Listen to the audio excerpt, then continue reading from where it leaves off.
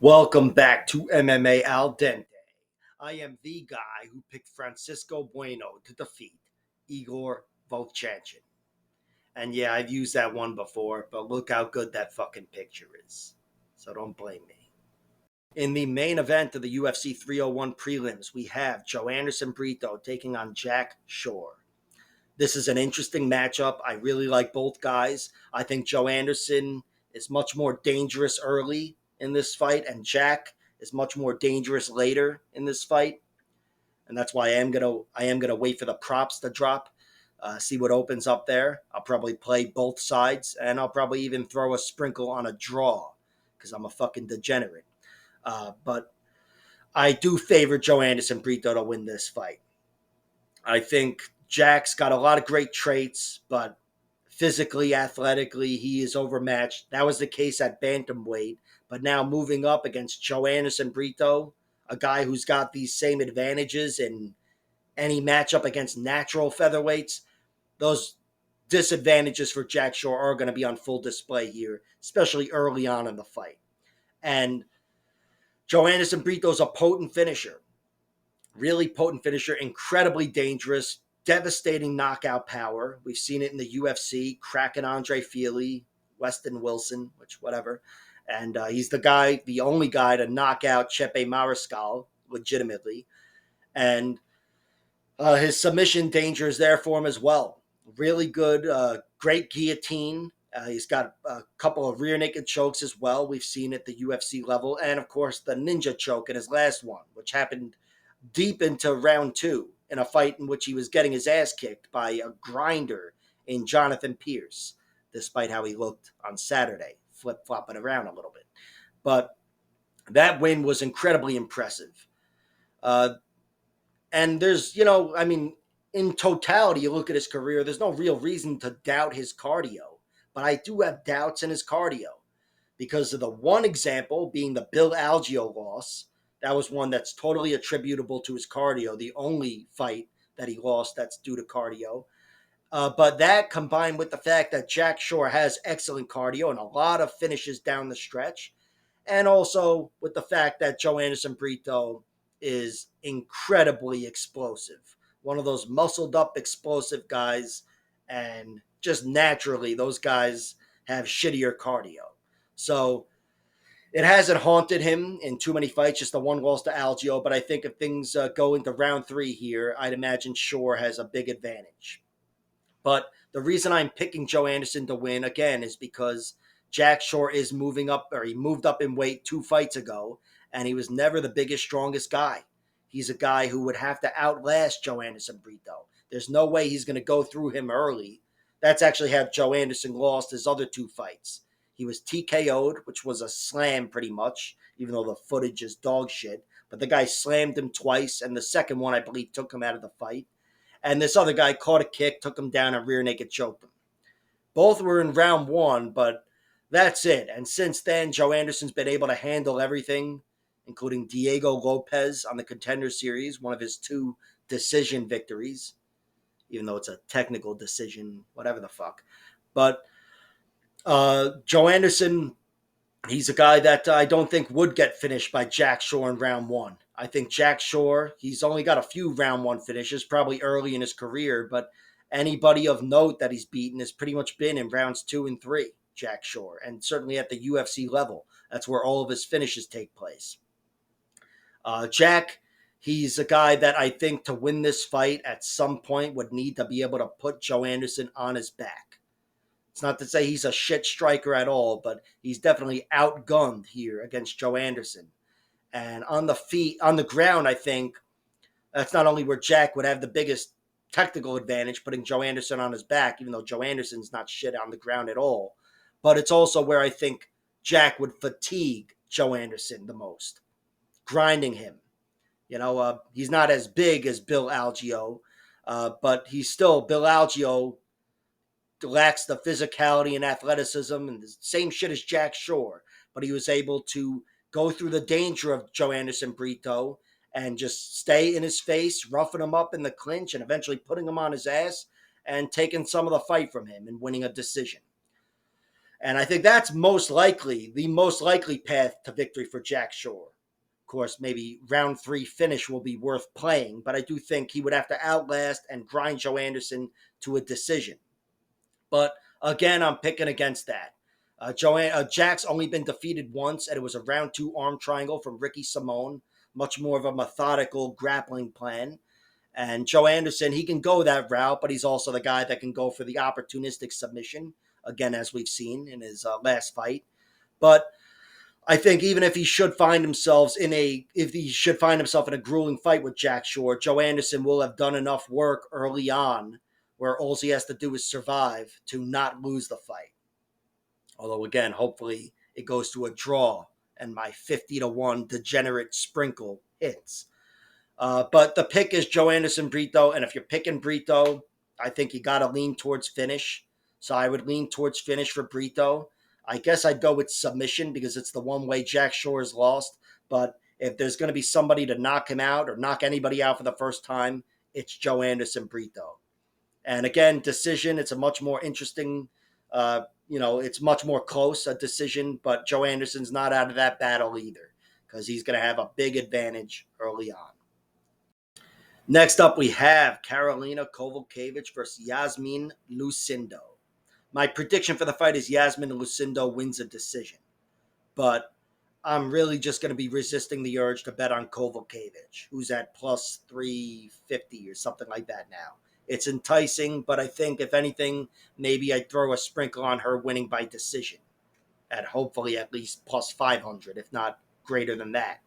But that's definitely her primary path to victory. And I say that despite being aware that Iasmin Lucindo's been finished in most of her losses. But these losses all take place when she was a baby girl. She was like 3. No, but she was like 17 or something the last time she lost, aside from the UFC debut to Yasmin Haragui. I think those are forgivable losses. And one of them at least to a current UFC fighter, Gabriela Fernandez, who is still in the UFC despite losing twice. And Yasmin Lucindo got her down, and she wrapped up a triangle choke and swept her, reversed her with the triangle, and TKO'd her. That's her TKO loss. So it's not like she's got a weak chin. And then she was submitted twice, once in round 2, once in round 3. But again, she was a kid, literally. Now, I think she's technically a woman, and she's my pick to beat Kowalkiewicz, despite Kowalkiewicz having a wealth of experience, a championship fight against Joanna Jędrzejczyk at Madison Square Garden, I believe, and despite being on a 4-fight winning streak, she's got a good bit of momentum right now, Karolina Kowalkiewicz.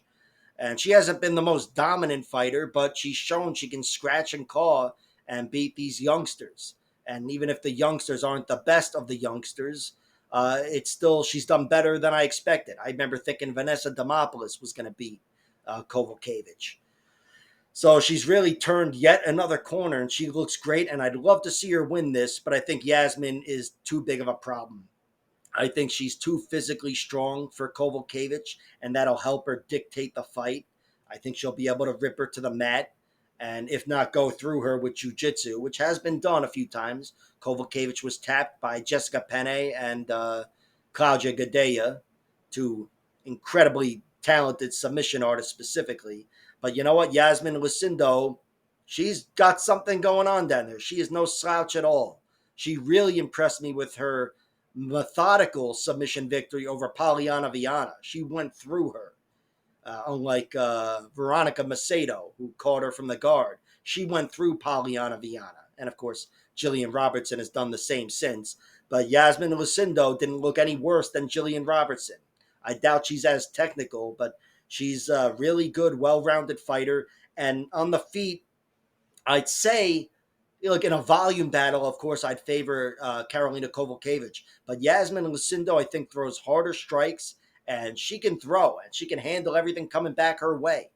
Again, she's never been knocked out. The one TKO comes on the ground when she was locked in a triangle choke.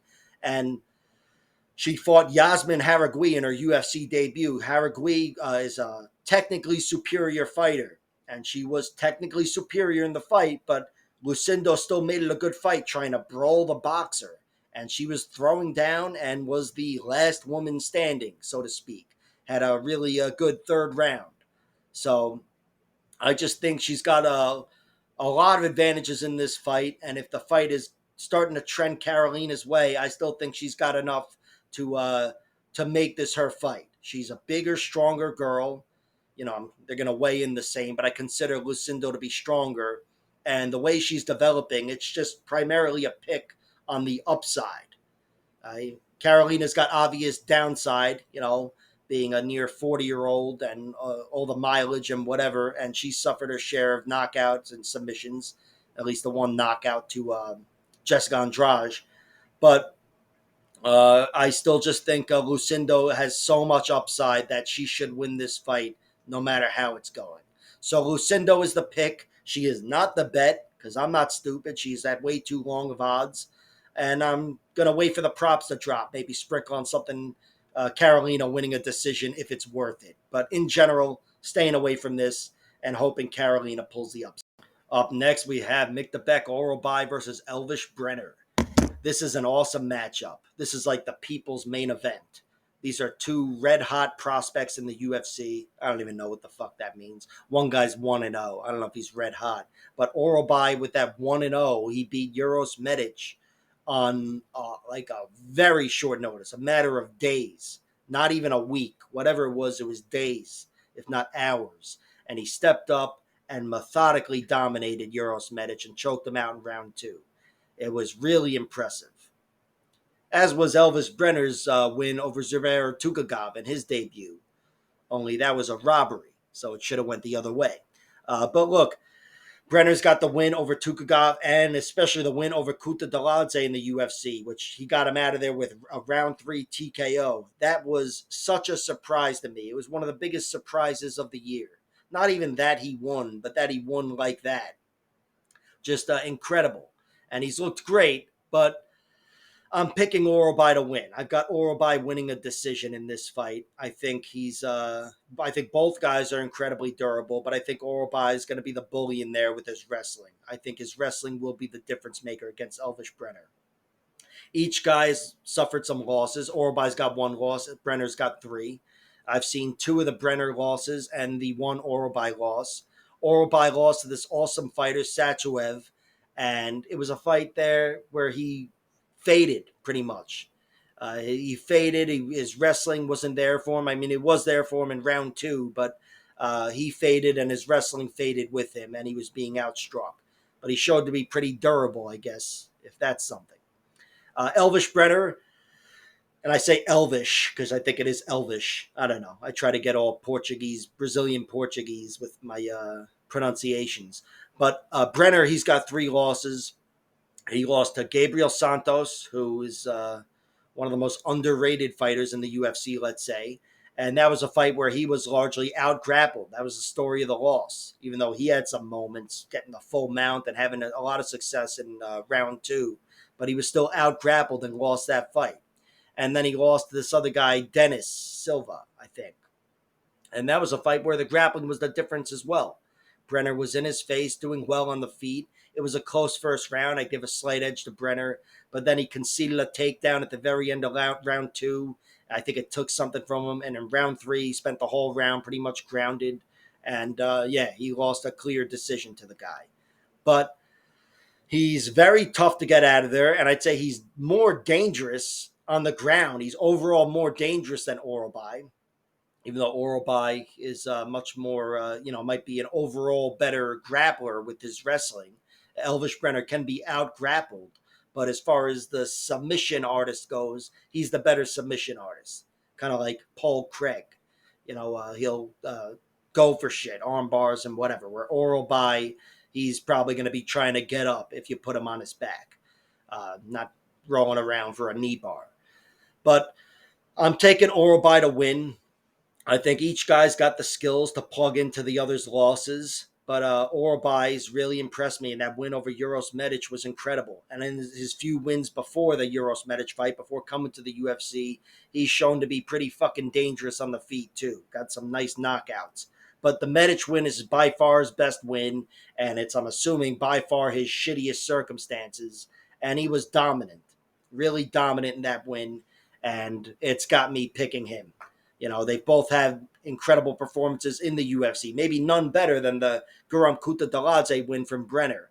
But I think Orolbai has that next level wrestling and control, big physical guy, and there's no doubt in any in durability of his at all, or submission defense or anything. Same goes for Brenner too, but if that's the case, wrestling's going to win this fight, and I've got Orolbai out wrestling Brenner. So Orolbai is the pick. Not betting on him. The odds are a little too wide, and Brenner is. He's already proven to be a spoiler in a major way at the UFC level. I picked against him in those two fights, the Kuta Daladze fight and the Zubaira Tukhugov fight, which again was a bad decision, a fucking robbery.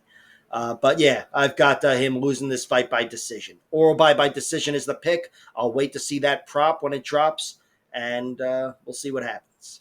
Next up, we have Jean Silva versus William Gomis. My prediction for the fight is William Gomis wins a decision. I bet on him. His money line is the only thing available, that and the over-under. So I bet on him at plus 140 or thereabout because I consider him the favorite to win. And I think they got those odds wrong. But I'll also be waiting for the props because I think a decision is his primary path to victory. But of course, if that's not juicy enough, I'll just stick with the money line. But here he's fighting a guy in Jean Silva who's never been finished, seems to have good cardio, and he's incredibly dangerous and aggressive on the feet. So I think William Gomis, who is much more of a grinder at a high level, will be extra grindy here and just trying to slow the fight down and take away the danger from Jean Silva, pinning him to the mat or pinning him against the cage, one or the other. But this is a matchup between two guys that have two losses, and they were both early in their careers, and since then they've been on really strong streaks. Jean Silva just made it to the UFC a few months ago where he TKO'd Weston Wilson. Not the best victory, but still he did his job. And before that, he earned his only decision victory against this guy, Kevin Vallejos. It's not Vallejos, but it looks like it would be Vallejos. I forget the pronunciation, but he outlasted Vallejos. That's what made his win extra impressive. It's his only decision victory, and it was where he had a tough first round and then outlasted the guy. And it was a great look for him, and still to this day remains the anomaly on his record, the only decision win. Not to say he won't have more in the future, but the guy's pretty damn dangerous, so he probably limits his own opportunities to get a decision. He's incredibly dangerous, really good power, and incredibly aggressive. Really aggressive, and the cardio is there for him as well. Even in the two losses he's had, I've seen those losses. He's shown to have good cardio, not bad cardio anyway. He lost to this guy, Gabriel Schlupp, and Gabriel was able to out-grapple him in the first two rounds. And it was really because Jean Silva initiated the takedown in both rounds, but he got reversed and mounted, and that's definitely what lost him the fight. Because it was in round 3 when he was in total control and really taking it to him. And I thought it was a great example of his cardio. He was the last man standing in a losing effort, but still, good look for a guy that's that dangerous to be that good down the stretch. And his other loss was to this guy Pedro Henrique, whose nickname is Psychopath, and that was much more of a Muay Thai fight, largely a Muay Thai fight. In the end, I think the guy Henrique took him to the ground at the very end of the fight, but it was pretty much a pure stand-up fight, and it was close. It was a lot of fun, but in the end, the ultimate deciding factor, I'd say, was the point deduction in round 3. Jean Silva poked him in the eye, and there was one too many fouls, and the ref took a point. But I'll be honest, I don't even know what the scorecards were. I listened. It's a split decision, which doesn't make a lot of sense with a point deduction, but I have no idea what the scorecards were. Either way, it was a close enough fight and one that I'd say you could attribute to the point deduction. But he still has looked really good cardio-wise, and since those losses, he's been perfect. And he's largely steamrolled his opposition, knocking everybody but Kevin out. and he's he's got that danger, and it's going to be there for him in this matchup as well. I'm picking Gomi to win, but this guy Jean Silva does not stop.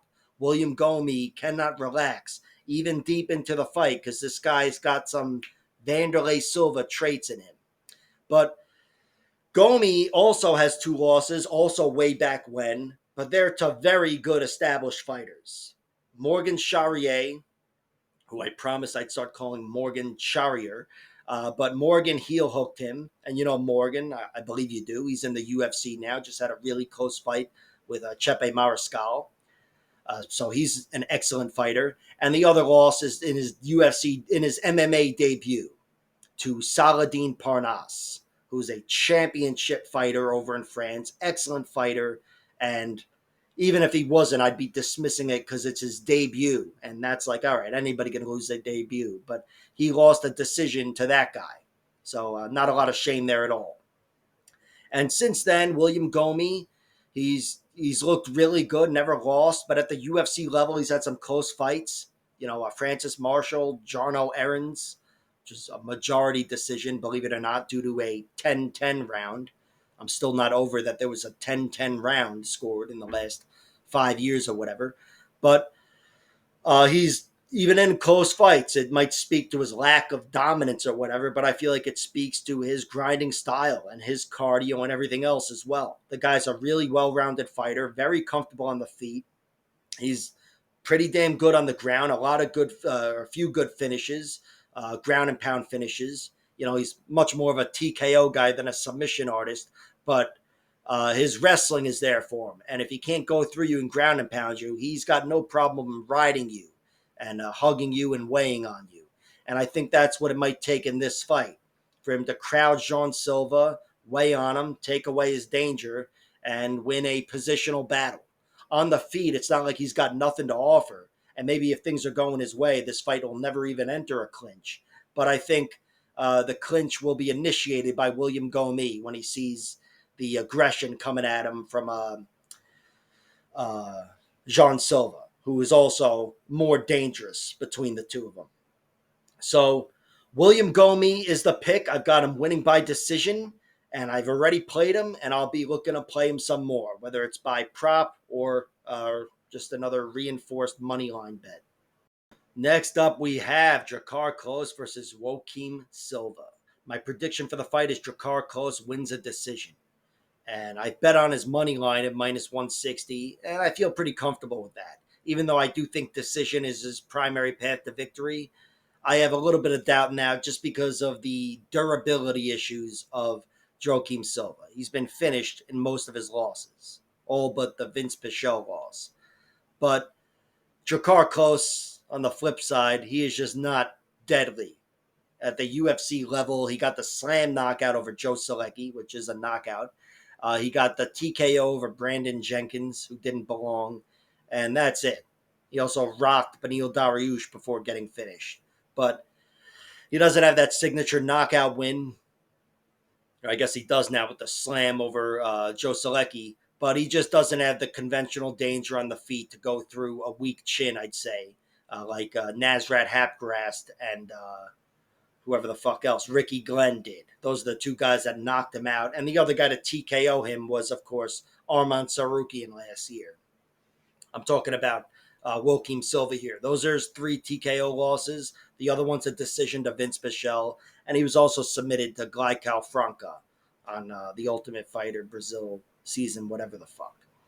But I'm picking Drakkar Klose to win, even though he's not Mr. Danger to go through a chin like that, because I think he's got the wrestling to dictate this fight, to slow down Joaquim Silva when he needs to. And Silva's not somebody where you can relax anywhere. He's a better grappler than he is a striker, believe it or not. But I still think Drakkar Klose is a survivor, incredibly tough. The only guy to ever take him out is Beneil Dariush with the big knockout, unless we're counting Jeremy Stevens with the push at the weigh-ins. No, but that was fucked up. I thought he did he did some dirty move there against Drakkar Klose. But Drakkar Klose is my pick to win this fight.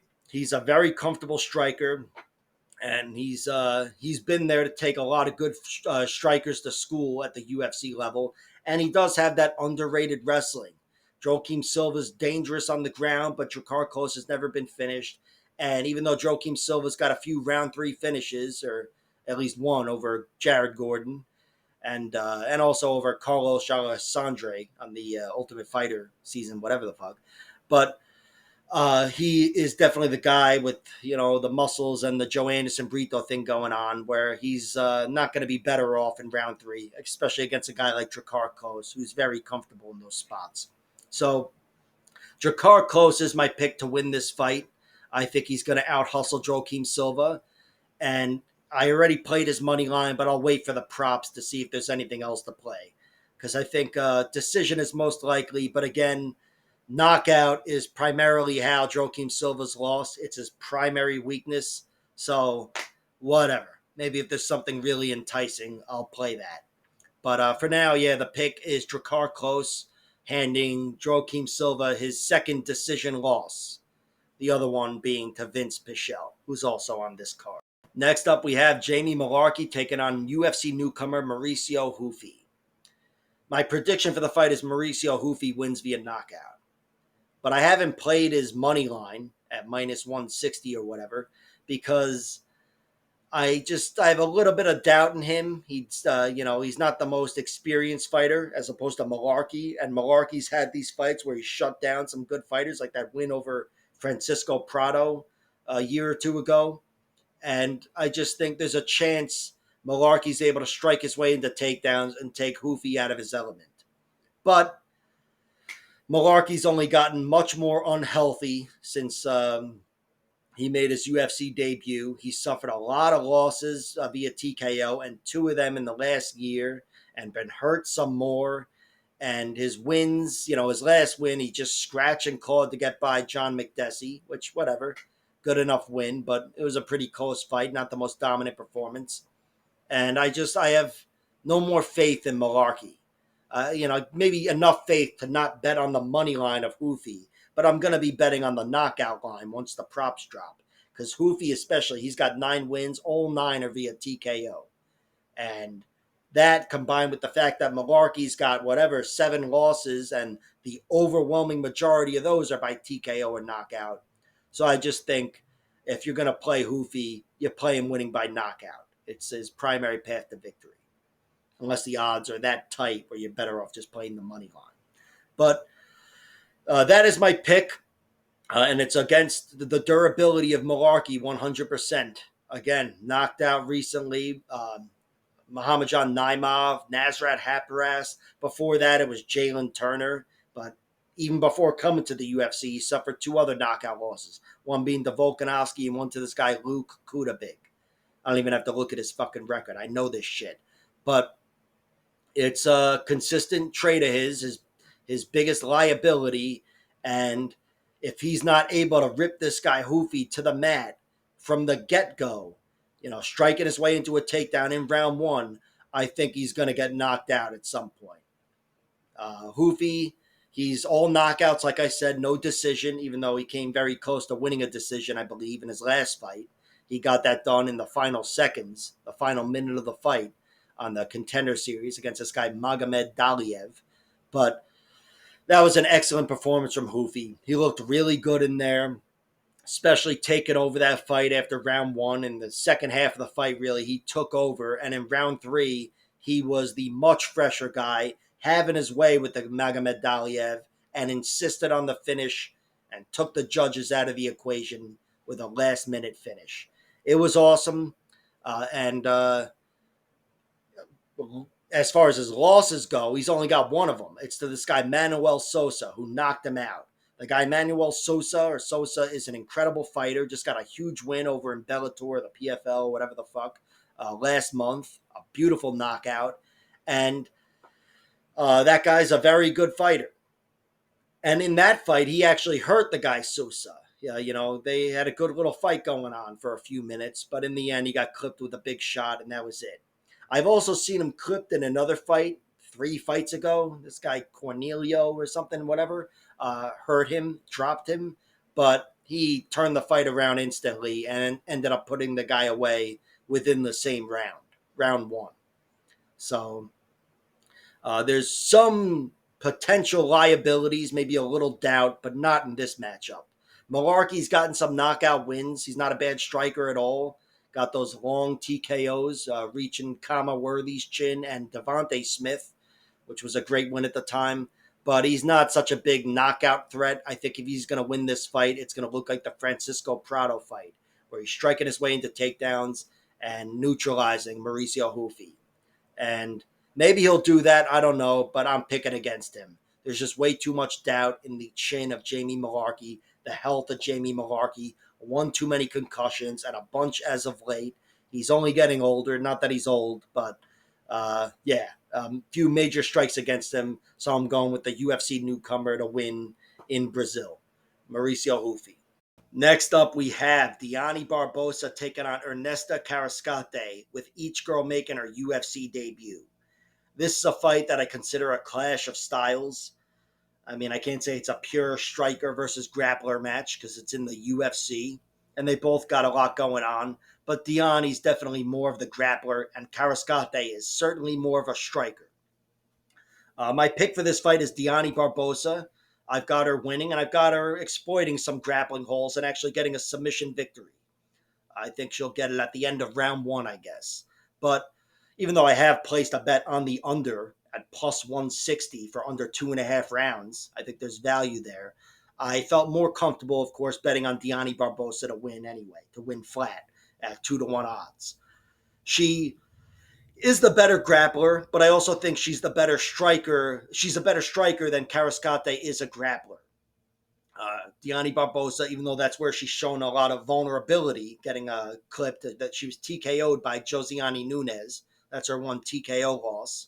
And Josiane Nunes hits harder than most men, so it's forgivable. But that was the only time she's been taken out, and she was fading a little bit and just couldn't get the fight to the ground and got teed off on.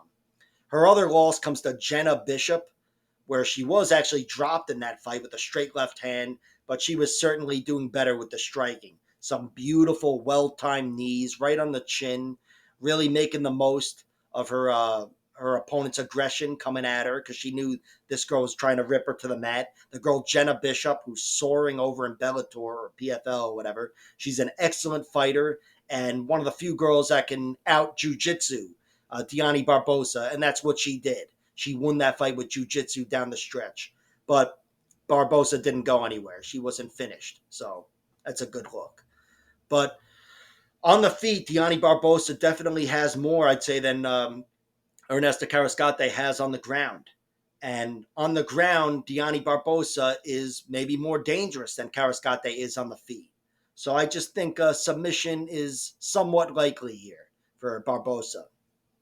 But of course, if I'm wrong, I still think she'll be able to wrangle Karascate to the ground and control her for a sizable portion of this fight, enough of a portion to get her the judge's decision.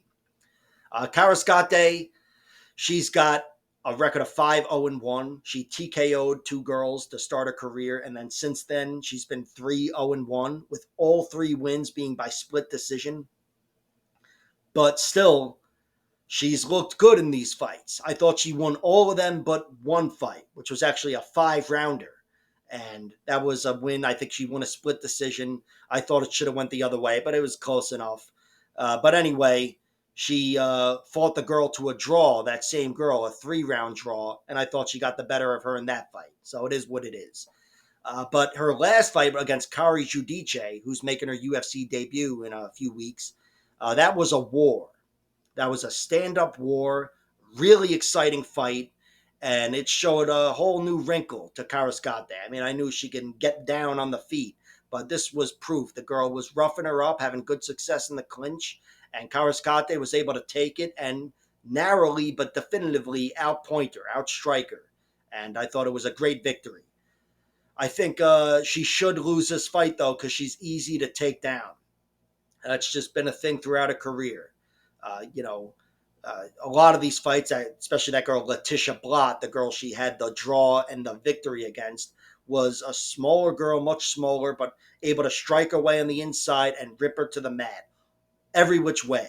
Head and arm throws against a girl that's a foot taller than her, and every other takedown, clinch, double legs. She's just able to get in on her. And once you're in tight with this girl, Karascate, she's too long and tall and thin to have a physicality advantage. At that point, she's just got leverage, trying to, time a sprawl or get her hips up or whatever. But she's definitely outgunned physically on the inside and grappling wise, even though she's shown something down there and had some success taking backs and doing her thing, she's up against it here against Diani Barbosa. Barbosa is going to be much better than her grappling, and I think she's going to be able to make this a grappling fight. So Diani Barbosa is the pick. I guess the official pick is her winning by submission in round one. And the bets are on Diani Barbosa and the under, a small bet on the under, but more on Diani because I'm more comfortable in her winning. But I'll also wait to see the props because Ernesta Karascate, she's a girl that has excellent cardio, a great work rate, and better striking, certainly, than Diani Barbosa. Where if she can take away that grappling, take some of the energy from Diani, and make this a striking fight for the second half, it's a fight she should win. So there's that. But the prediction is Diani Barbosa wins. I think she strikes her way into takedowns and she's too good on top. Next up, we have Ishmael Bonfim versus Vince from Hell Pichel. This is a fight that I think Ishmael Bonfim should win, but I also think the odds are pretty wide. I'm just going to be resisting the urge to put a bet on Vince Pichel, who's at plus 380 right now. I think Vince Pichel has played the role of spoiler before, but I still favor Bonfim here. I mean, Bonfim has lost 4 times. All 4 of them are by round 1 submission.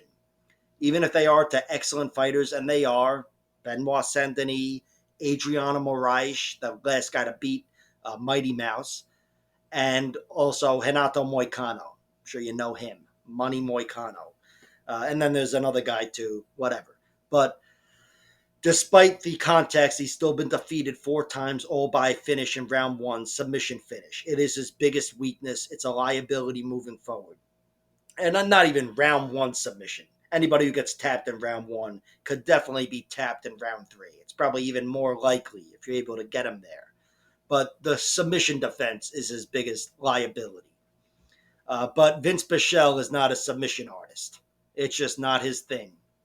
He can win fights on the ground, and he's definitely got a good overall top game, but it's not that type of a threat. It's not a jiu-jitsu threat, Vince Pichel. And on the feet, he's one of those tough guy strikers. He's behind technically, but he's got a lot of good traits. A good chin, historically, being one of them. But I think he's up against it here. I think he would lose the points battle. I think he'd lose the knockout battle. Ishmael Bonfim is a lot better of a boxer. He's got really sharp strikes, and he would be the one to crack the chin of Pichel, especially since Pichel is 40 whatever years old. Vince Pichel has lost himself once by submission. That was to Gregor Gillespie with the arm triangle choke deep into the fight. He's been TKO'd once, and that was a slam to Rustam Habilov, where he was knocked out, I believe, but it was a slam that fucked him up, or really a takedown. And then he lost by decision to, who the fuck did he lose to by decision? Oh, Marco Madsen, the wrestler. And that was a really, really close fight, one that he let slip away. I thought he was about to take over that fight in round 2, and then he allowed it to be a wrestling match, and Marco Madsen out-wrestled him. Imagine that. But that's it as far as his defeats, and that's because he fights every 3.5 years. He doesn't have the longest resume. In fact, Ishmael Bonfim, who seems like he is a real newcomer here. He's got more experience than Vince Pichel. But yeah, I'm picking Ishmael Bonfim, and I feel like, I guess my pick is probably still him winning a decision, but I'll wait to see the props. Maybe a knockout is worth it, even though Pichel's never been knocked out aside from the slam. I just think Ishmael Bonfim has a lot going on the feet, and he is fighting a 40-year-old. But Pichel, I'd love to see him do what he did to Roosevelt Roberts, somebody like that, and neutralize the youngster. Rip Ishmael Bonfim to the mat and hold him there. I don't think he'll go through him in a way like Benoit Saint Denis did, or the other guys I mentioned. He doesn't have that submission touch, but Vince Pichel's got really good cardio and a good heavy ground game. So maybe it's worth a sprinkle on Vince Pichel. I'll just be resisting the urge. His odds are so enticing, but I'm picking against him here for sure. Just health and danger and everything. I think this one should be going the other way. Ismail Bonfim, despite having a disastrous loss against Benoit Saint Denis, he's a very good fighter. He may not ever look as good as he did against Terrence McKinney, but he's still a very good fighter. And even before coming to the UFC, he won a lot of decisions over some decent fighters and looked largely dominant in every one of them. So I've got him winning this one. The official pick is decision, and we'll wait to see the props. In the first fight of the night, we have Kevin Borjas taking on Alessandro Costa. My pick for this fight is Alessandro Costa wins. I've got him winning via submission, really. But, of course, it wouldn't surprise me if he won via decision. Either way, so far I've played his money line. Pretty tight odds, minus 135. I have more doubt in the durability, the chin of Alessandro Costa, even though he's only been knocked out by Amir Albazi in round 3 in a good fight in his debut on short notice, I believe.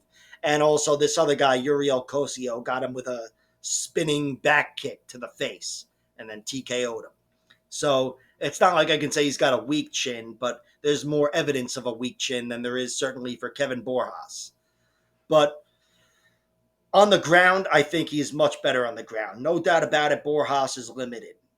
He doesn't even have a submission victory, and he's got 1 submission loss as a pro and 2 as an amateur.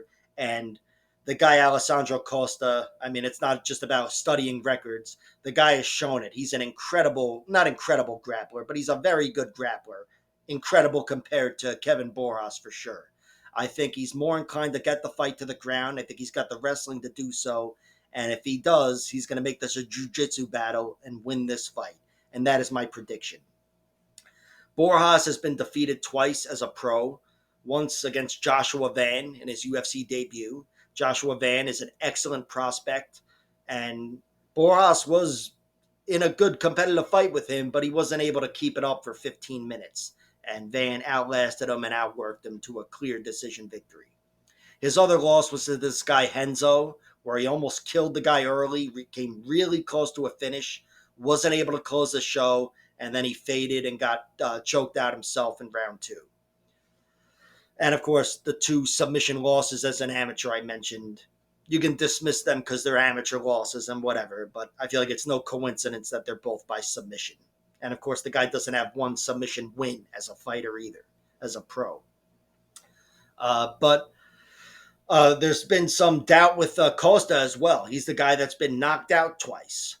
Amir Albazi knocked him out in round 3 with a beautiful uppercut. And then in his first loss, I believe ever, Uriel Cosio, this guy who's not a good fighter or whatever, but still caught him with a spinning back kick right in the head. Forgivable getting TKO'd by that. I'm not saying it's like a loss that shouldn't have happened or anything. I'm just saying I can't count it as a major strike against his chin when he's getting knocked out by spinning back kicks and Amir Albazi with, I believe, a short notice fight he took there. But despite having doubt and having faith in the striking of Kevin Borjas, because I think he's a good striker, I still think Costa will be able to dictate this fight. I don't think he's out of the striking bout, but I do think Kevin Borjas is out of the grappling bout.